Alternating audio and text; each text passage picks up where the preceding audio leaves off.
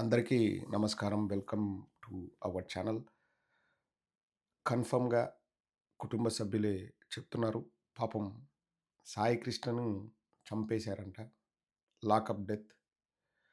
చిత్రహింసలకు గురి చేసి మరీ చంపారన్నది మనం పత్రికల్లో చూస్తున్నాం. అలాగే వారి కుటుంబ సభ్యులు కూడా చెప్తున్నారు. ఒక్కసారి సాయి కృష్ణ మేనమామ ఏమంటున్నాడో ఒకసారి వినండి.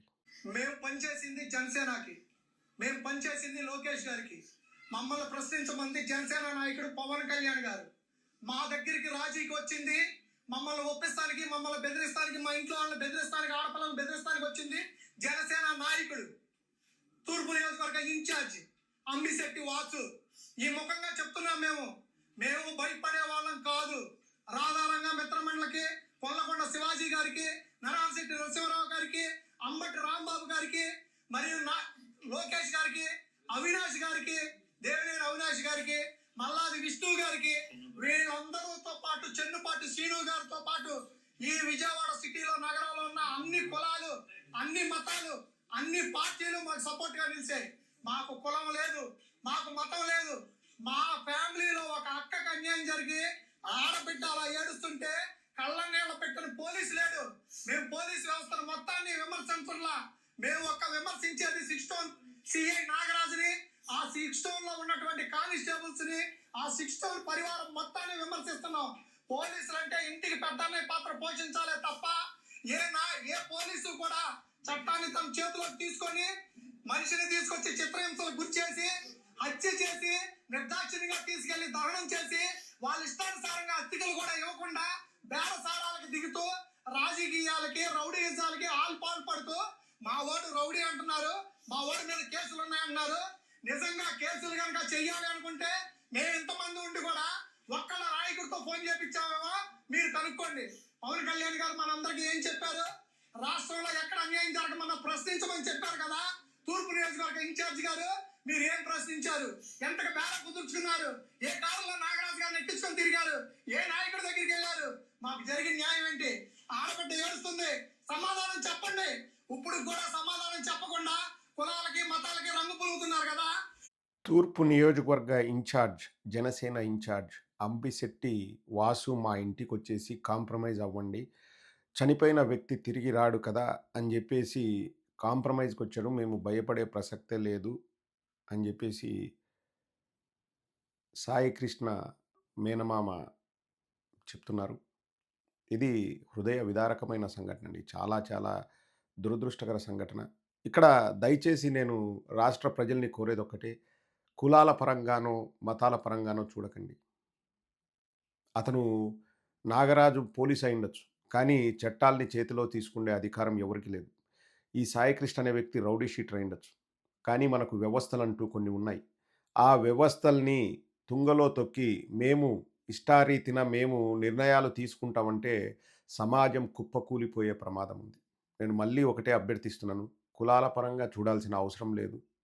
ఒక వ్యక్తి ఇంకొక వ్యక్తిని చంపాడు. ఆ వ్యక్తికి భయముంటే, నేను చట్టాల్ని చేతుల్లోకి తీసుకోకూడదు అనే భయముంటే, ఇటువంటి సంఘటనలు జరగవండి. ఇటువంటి సంఘటనే తమిళనాడులో జరిగితే, ఒక తండ్రిని, ఒక కుమారుడిని ఏదో లేటుగా షాపు కట్టేశారని జెప్పేసి, పోలీసులు చిత్రహింసలకు గురి చేసి చంపేస్తే, ఒక మహిళా పోలీస్ కానిస్టేబుల్ సాక్ష్యం జెప్తే, 9 మంది పోలీసులకు, ఆ స్టేషన్‌లో ఉన్న 9 మంది పోలీసులకు మదురై కోర్టు ఉరిశిక్ష విధించిందంట. ఒక మనిషి ఇంకొక మనిషిపై చేయి చేసుకోవడం తప్పు. కొట్టడం తప్పు. చిత్రహింసలకు గురి చేయడం అంతకంటే పెద్ద తప్పు. ఇంకా చంపడం అన్నది పోలీసోళ్ళైతే మాత్రం చట్టాల్ని చేతిలోకి తీసుకొని చంపుతారా?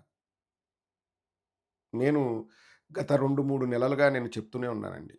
ఇంతకుముందు రౌడీయిజం జేయడానికి రౌడీలని, గుండాల్ని వాడేవాళ్ళు. ఇప్పుడు నారా లోకేష్ పోలీసుల చేత ఆ పని చేయిస్తున్నాడు. ఇది 1 గాదు, 2 గాదు, వందల్లో ఇటువంటి సంఘటనలు జరుగుతున్నాయండి. కొట్టడం, తిట్టడం, హింసించడం, శవాలకు గప్పే దుప్పట్లిచ్చి పడుకోమని జెప్పడం, పోలీస్ స్టేషన్‌లో కటిక నేలపైన పడుకోబెట్టడం, అమ్మ నా బూతులు తిట్టించడం, కులం పేరుతో కులం పేరుతో తిట్టించడం. దూషించడం, ఇవన్నీ పోలీసుల చేత చేయిస్తుంటే వాళ్ళు వాళ్ళ డ్యూటీలు చేయడం ఎప్పుడో మర్చిపోయారు. రక్షక భటులు అంటే మనకు రక్షణ కల్పించాలి గానీ, మన మీద జులుం ప్రదర్శిస్తూ ప్రజల ప్రాణాలకు రక్షణ కల్పించినప్పుడు ఇంక వ్యవస్థలన్నవి ఎలా పనిచేస్తాయండి? అహా! కంచే చేను మేస్తే కాపేమి జేయగలడు అని జెప్పేసి, నారా లోకేషే ఇటువంటి హుకుములు జారీ చేస్తా, నేను కక్ష తీర్చుకుంటా, అర్థమవుతుందా రాజా, నేను కన్నెర్ర జేస్తే గుందుపోతొస్తుంది, బాత్రూమ్‌లో కాలు జారి పడతాడు, నల్ల జుట్టు తెల్ల జుట్టు అవుతుంది, అర్థమవుతుందా రాజా? అంటే ఇప్పుడు నాకిక్కడ బాధనిపిచ్చేదేంటంటే అండి, ప్రజలు అధికారం ఇచ్చింది దేనికి? ప్రజలకు మంచి జేయాలి. యెస్. ఆ వ్యక్తి రౌడీ షీటర్ అయితే చంపాలని ఏ రాజ్యాంగంలో రాసిందండి? లాకప్ డెత్ చేయాలని ఏ రాజ్యాంగంలో రాసింది? ఇది అమానుషం అండి. అంటే ఇప్పుడు ఒకరు చేశారు. ఇప్పుడు ఆ నాగరాజు అనే వ్యక్తి తప్పించుకుంటే, రేపొద్దున 10 మంది సీఐలు లేకపోతే డీఎస్పీలు ఇదే జేస్తారు. నాకు నచ్చని వాడిని పిలిపిస్తాను, చంపేస్తాను. వాడు తప్పు చేశాడని జెప్పేసి వాడి పైన ఒక రౌడీ షీట్ ఓపెన్ జేస్తాను. వాడిని చంపేసి, కాల్చేసి బూడిద గూడా మిగలకుండా జేస్తాను అంటే, ఇంక వ్యవస్థలెందుకు? కోర్టులెందుకు? కోర్టులు దేనికి? నేను ఈ ఇష్యూని మాత్రమండి ఒక రాజకీయ కోణంలోనో, లేకపోతే ఒక కుల కోణంలోనో చూడాల్సిన అవసరం లేదు. ఒక సమాజంగా మనం సంఘటితంగా ఉండాలి. మనం సమైక్యంగా పోరాటం చేయాల్సిన ఆవశ్యకత ఏర్పడిందండి. మనం అందరం కూడా ప్రభుత్వం పైన ఒత్తిడి తీసుకొచ్చి, పోలీసులు వారు చేయాల్సిన పనిని వాళ్ళని చెయ్యనిస్తే చాలు అనే ఒక సందేశమైతే మనమందరం ఇవ్వాలి.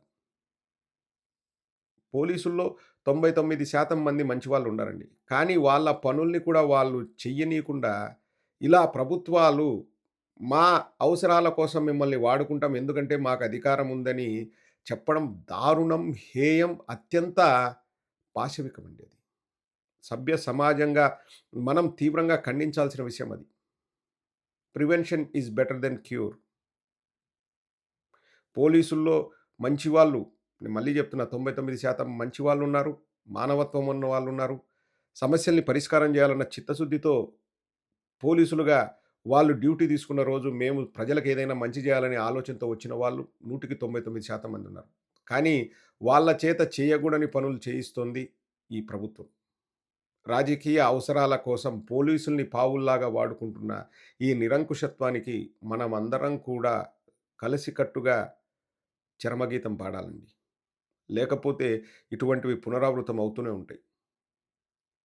ఆల్రెడీ ఆ వ్యక్తి చనిపోయాడు. బూడిద గూడా మిగల్లేదు. తెలుగుదేశం వాళ్ళు ఆ చనిపోయిన వ్యక్తి క్యారెక్టర్ అసాసినేషన్ జేయడం మొదలుపెట్టారు. ఎన్ని కేసులున్నాయో తెలుసా అతని పైన? అతను రౌడీ షీటర్ తెలుసా? అతన్ని ముద్దు పెట్టుకుంట్రా? రేయ్! సిగ్గుండాలిరా రేయ్! సిగ్గుండాల. కొంచెమైనా మానవత్వంతో బతకండి. అతను రౌడీ షీటర్ అయితే పోలీసు చంపేస్తాడా? అహా! లాకప్ డెత్ జేసి చంపేస్తారా? ఇంక మనకు వ్యవస్థలున్నాయి. వాళ్ళు టీడీపీ వాళ్ళండి డైరెక్ట్‌గా సోషల్ మీడియాలో పెడుతున్నారు. అతని పైన ఇన్ని కేసులున్నాయి, అన్ని కేసులున్నాయి, పోక్సో కేసులున్నాయి, అవి ఉన్నాయి, ఇవి ఉన్నాయని. సరే ఉండొచ్చు. అయితే చంపాలనా? చాలా దారుణమైన విషయాలు బయటకొస్తున్నాయండి. ఆ సీఐ నాగరాజ్ అనే వ్యక్తి ఒక ఆర్ఎంపీ డాక్టర్‌ని పిలిపిస్తాడంట. ఆ థర్డ్ డిగ్రీ ప్రయోగించేటప్పుడు గోర్లు పీకాలంటే ఆర్ఎంపీ డాక్టర్ చేత గోర్లు పీకిస్తాడంట. ఇది అమానుషమండి. ఒక సమాజంగా ఇటువంటి వాటిని మనం ప్రోత్సహిస్తే టీడీపీ వాళ్ళకి చెప్తున్నా సిగ్గుండాలిరా నాయనా కొంచెమైనా. ఒక సమాజంగా మనం ఇటువంటి వాటిని ప్రోత్సహిస్తే ఇంకా నాశనం అయిపోతుంది. ఒక సమాజం అనేది నాశనం అయిపోతుంది. ఇప్పుడు నారా లోకేష్‌కి ఏం పోతదండి? ఆయనకు కావాల్సిందంట ఏంటి? అర్థమవుతుందా రాజా? నన్ను జూసి భయపడాలి. ఒకరికి గుందుపోతు రావాలి. ఒకరు బాత్రూమ్‌లో కాలు జారి పడ్డాలి. ఒకరికి నల్ల జుట్టు, తెల్ల జుట్టు గావాలి. నన్ను జూస్తే అందరూ భయపడాలి. నేనొక మాస్ హీరోలాగా ఎలివేట్ అవ్వాలంటున్నాడు. వ్యవస్థలు? వ్యవస్థలెక్కడికి పోతాయి? నారా లోకేష్ అపరిపక్వతతో, ఇమ్మెచ్యూరిటీతో ఆయన జేసే పనులు ఈరోజు దేశం ముందర మన రాష్ట్రం తలదించుకొని బతికేలాగా జేస్తున్నారు. ఈ విషయం రేపొద్దున నేషనల్ మీడియాకెళ్తే ఎంత అవమానమండి రాష్ట్రానికి. పెట్టుబడులొస్తాయా? రోడ్డు పైన నరికి, నరికి, నరికి చంపారు రషీద్‌ని. అది జూసి పెట్టుబడులొస్తాయా? లాకప్ డెత్ జేసి చంపుతున్నారు. ఇటువంటి వాటిని జూసి పెట్టుబడులొస్తాయా? నారా లోకేష్ గారు మీరు చేస్తున్న పని చాలా చాలా తప్పండి. ఇప్పటికైనా ఆపేయండి. ఇంకా కక్ష సాధింపు చర్యలు, అర్థమవుతుందా రాజాలు, రెడ్ బుక్ రాజ్యాంగాలు ఇవన్నీ ఇంక చాలు. మనము ప్రజాస్వామ్య దేశంలో ఉండం. ఒక్కసారి ఆలోచన జేయండి. నారా లోకేష్ గారికే జెప్తున్నా.